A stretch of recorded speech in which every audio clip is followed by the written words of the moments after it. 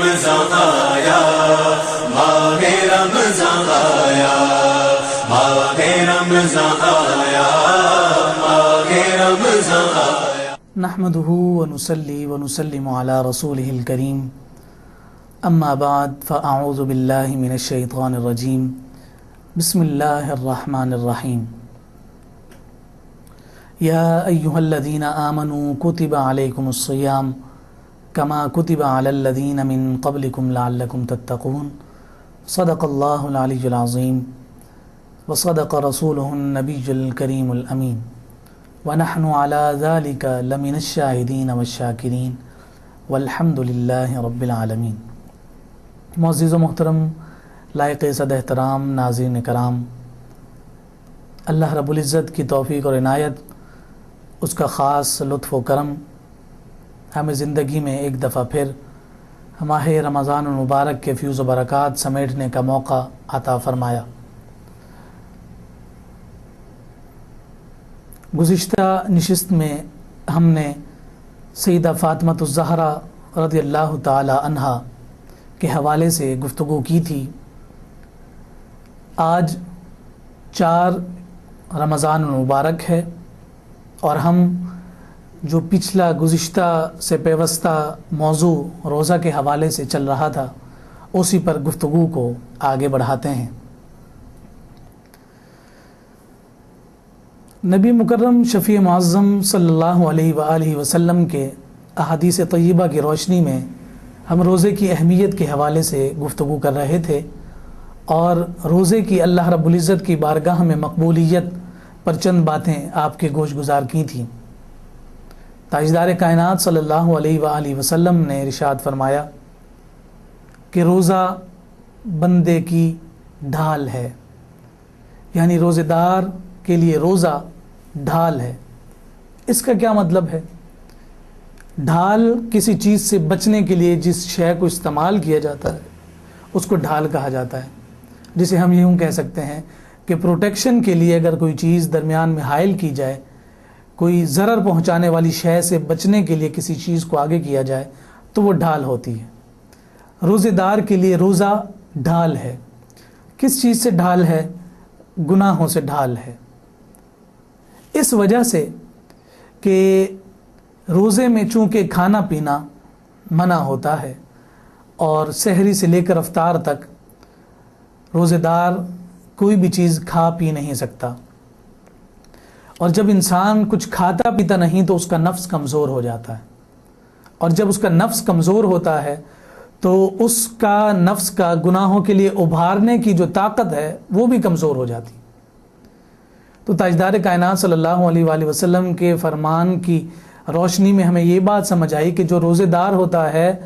اس کا گناہوں کی جانب رغبت حاصل کرنا کم ہو جاتا ہے، اور وہ گناہوں کی جانب اتنی آسانی کے ساتھ نہیں کھنچتا جتنی آسانی کے ساتھ وہ عام دنوں میں یا کھاتے پیتے دنوں میں وہ کرتا ہے۔ اس لیے تاجدار کائنات صلی اللہ علیہ وآلہ وسلم نے ارشاد فرمایا کہ روزہ روزے دار کے لیے ڈھال ہے، کہ گناہوں سے بچنے کا ایک ذریعہ اور سبب ہے، کہ جب انسان روزے سے ہوتا ہے، پیٹ خالی ہے، بھوکا ہے، پیاسا ہے، اور اللہ رب العزت کے محبت میں اللہ رب العزت کی رضا، اس کی منشا کے حصول کے لیے وہ کھانا پینا چھوڑ دیتا ہے۔ جب کھانا پینا چھوڑتا ہے نفس کمزور ہو جاتا ہے، گناہ سے رغبت کمزور ہو جاتی ہے، تو جب یہ ساری چیزیں کم ہوتی ہیں تو گناہ بھی اس بندہ مومن سے دور ہو جاتا ہے۔ اس لیے روزے کو ڈھال قرار دیا گیا۔ پھر اسی طرح سے علماء کرام نے فرمایا کہ روزہ آگ سے بھی ڈھال ہے۔ وہ اس طرح کہ جب روزے کی حالت میں ہے تو گناہوں سے بچ رہا ہے، گناہ اس سے سرزد نہیں ہو رہے، گناہ اس سے دور جا رہے ہیں، وہ اللہ کی محبوبیت میں آ رہا ہے، اللہ کے قرب میں آ رہا ہے، اللہ کی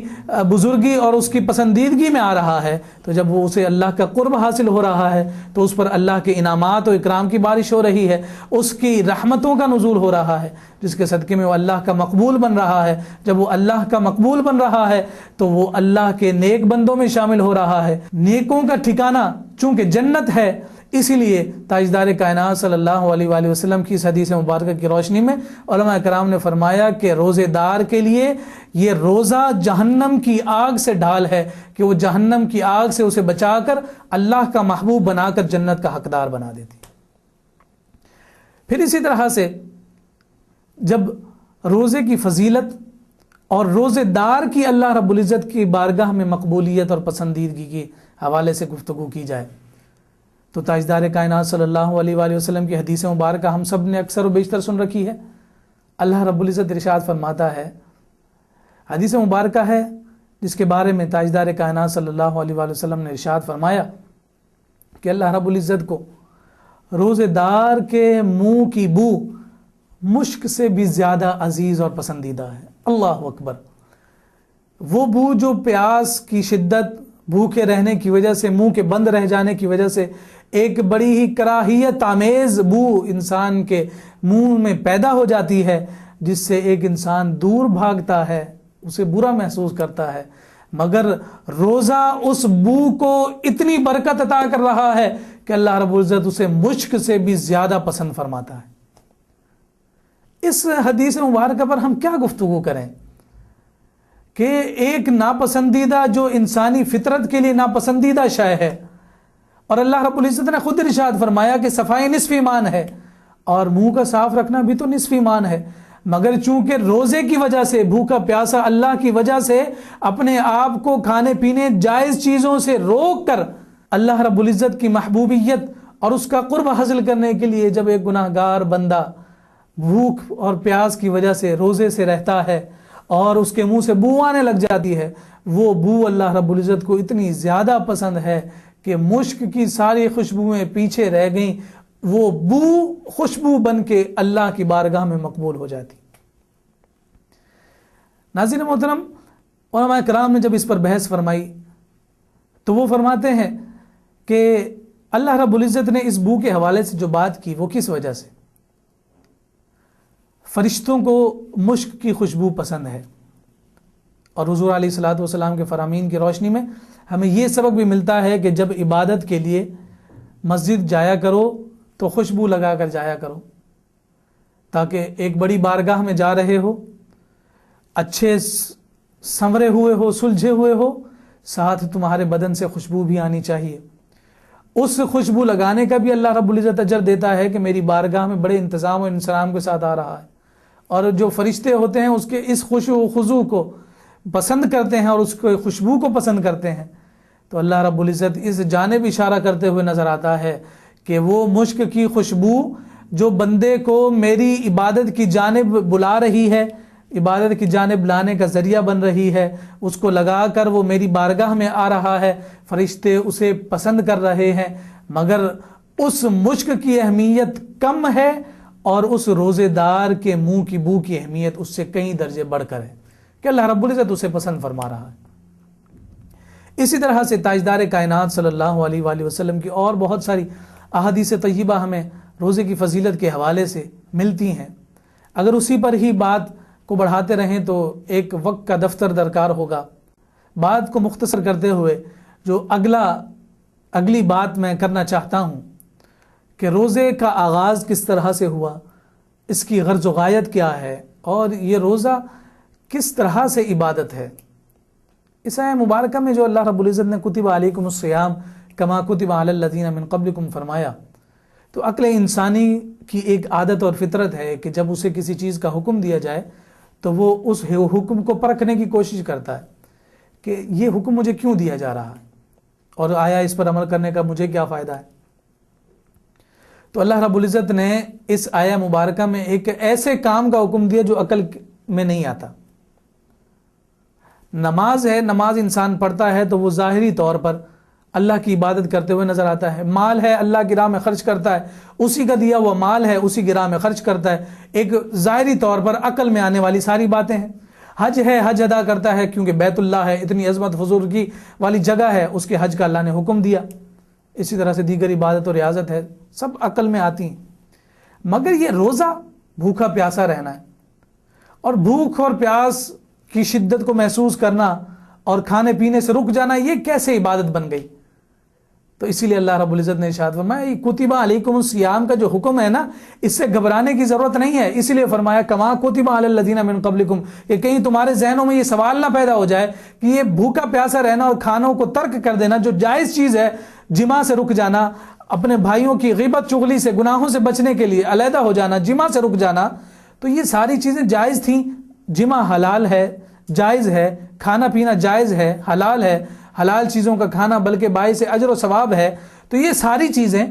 حلال چیزوں سے روکنا کیسے عبادت بن گئی؟ تو کما کتبہ علی الذین من قبلکم میں یہی جواب دیا کہ تمہیں اس بات کی اجازت نہیں ہے کہ میری جانب سے کوئی حکم ہو تم اس کو اپنی عقل پر پرکھنا شروع کر دو. فرمایا کہ یہ صرف تم پر فرض نہیں ہوئے، یہ انسان کو تسلی اور مسلمان کو یقین دلانے کے لیے اور اس کی رغبت دلوانے کے لیے ہے کہ یہ تم سے پہلے والے لوگوں پر بھی فرض تھے. کما کتبہ علی الذین من قبلکم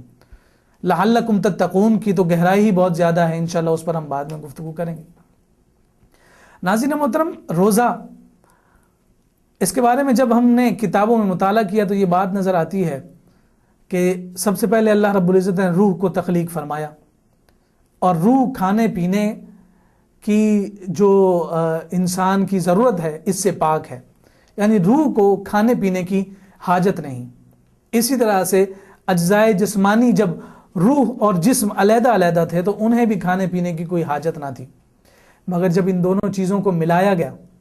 ان ملانے سے پہلے نہ روح سے کوئی گناہ سرزد ہو سکتا تھا، نہ اجزائے جسمانی سے کوئی گناہ سرزد ہو سکتا تھا. جب یہ روح اور جسم ملے، ان کے ملنے سے انسان میں نفس پیدا ہوا اور اس نے انسان کو گناہ کی جانب ابھارا، غفلت کی جانب ابھارا. اچھا، جب یہ دونوں ملے تو وہ چیز جو ان کے لیے پہلے حاجت نہ تھی، اب وہ کھانا پینا ان کے لیے حاجت بن گیا. جب وہ حاجت بنا، انسان کا جسم اس کے لیے کھانا پینا تر و تازہ رہنے کے لیے ضروری ہوا، تو پھر اس کے ساتھ کیا ہوا؟ اس کھانے پینے نے اسے غفلت میں بھی مبتلا کیا، اس کے نفس کو گناہوں پر بھی ابھارا.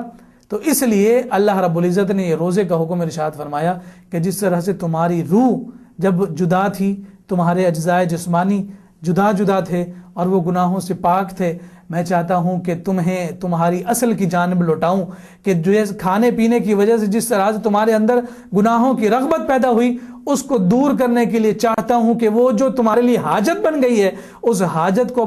اپنے سے دور کرو اور اسی طرح سے پاک ہو جاؤ، اسی طرح سے گناہوں سے نفرت کرنے والے بن جاؤ جس طرح سے روح اور جسم پہلے جدا جدا پاک اور شفاف تھے. یہ اس کی غرض ہے اور یہ اس کا سبب ہے کہ جو روزہ ہم پر فرض کیا گیا.